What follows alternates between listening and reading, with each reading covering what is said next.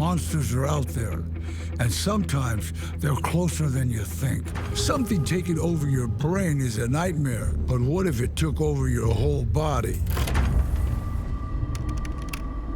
In 2021, a film crew is making a nature documentary about the harsh conditions British wildlife face in the winter. They're shooting around the grounds of Castle Espa in Northern Ireland, in an old abandoned gunpowder shed. And as they're looking around, they see a dead spider hanging from the ceiling. Now, it's not particularly unusual to find a dead spider, but this documentary crew are keen observers of wildlife. Volunteers from a local wetlands conservation group are assisting the filmmakers, and they notice something strange about this dead spider. First, it's an orb weaver spider. These are usually found in deep, dark caves, not in man-made spaces. Even weirder, the spider has a lacy white fungus erupting out of its body. Intrigued, the team sends a photo to fungus expert Dr. Harry Evans. When he looks closely at the spider, Evans is surprised. It looks like the fungus has infested the spider, eating it from the inside out. This isn't just an infection, it's a hostile takeover. And he believes it's never been seen before. After the film project is over, Evans requests a sample of the dead spider. And he then puts together a team to look for more of them. They hunt for evidence near caves, and sure enough, they find more of these orb weaver spiders that have crawled out of the darkness.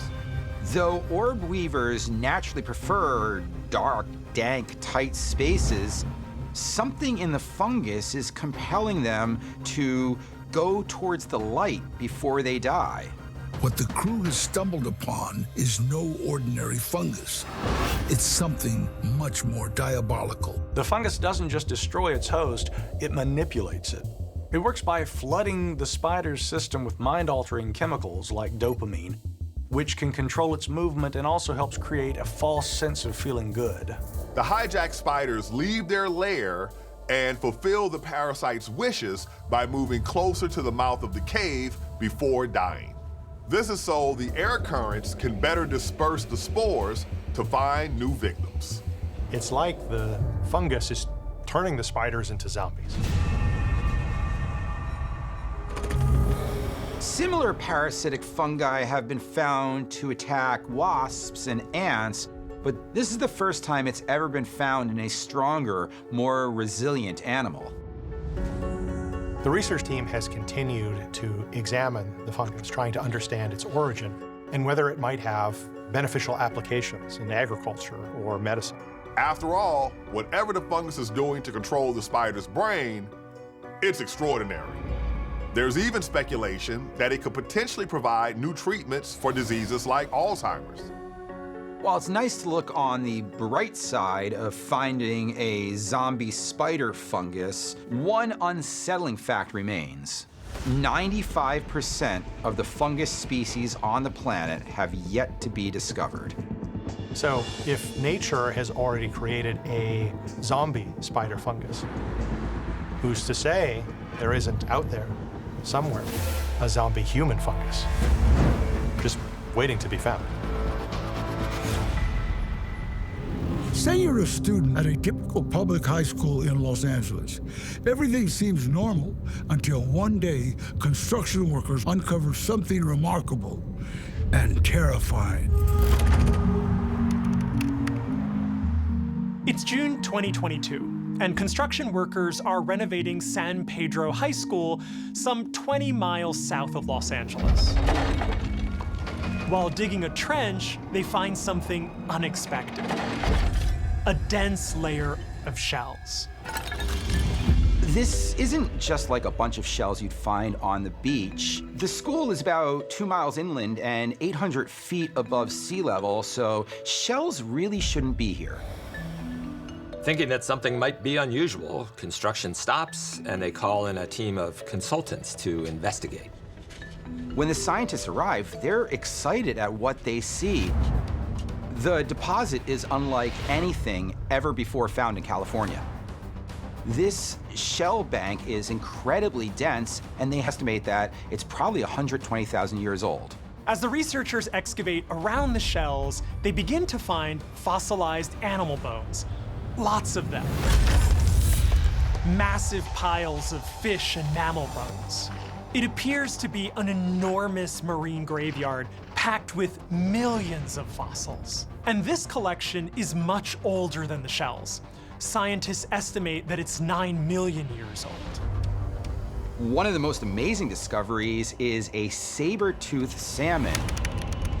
This isn't like the salmon you'll find in your sushi roll. This is a massive fish. It's 8 feet long and nearly 400 pounds, making it the largest salmon to ever exist.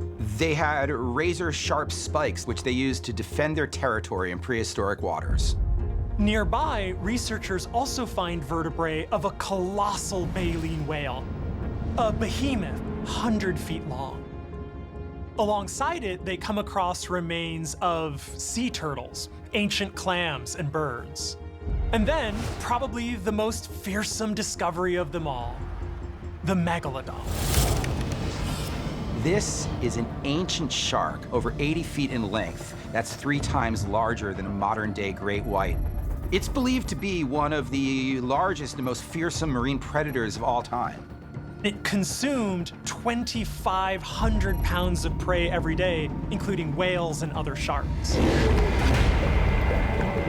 This shark had a massive mouth packed with 276 teeth, each of which is the size of your hand, and they discovered many of them at the dig. Long before it was a high school campus, this ground was part of the ocean floor, an ancient marine graveyard teeming with giants. Based on fossil evidence, San Pedro might have been near a now lost prehistoric island. Scientists think that millions of years ago, heavy storms might have swept marine life from this island into a canyon, burying them under layers of sediment, where San Pedro High School is standing today. Then around 9 million years ago, local volcanic eruptions helped to seal these fossils in place, preserving them for all time. In total, the team uncovers remains from more than 200 different species, with some like the saber-toothed salmon having never been found before in Southern California. Scientists have now moved from cataloging bones to reconstructing how this lost prehistoric ecosystem functioned, how it changed, and how it shapes the world we live in today. For students, the discovery of this marine graveyard turns their campus into a prehistoric wonderland. Many take active roles in excavating and cataloging the specimens, giving them opportunities that most students can only dream of. The scientific team and students excavate fossils side by side for more than 2 years. For them, history isn't in a textbook or in a museum, it's here, right beneath their feet.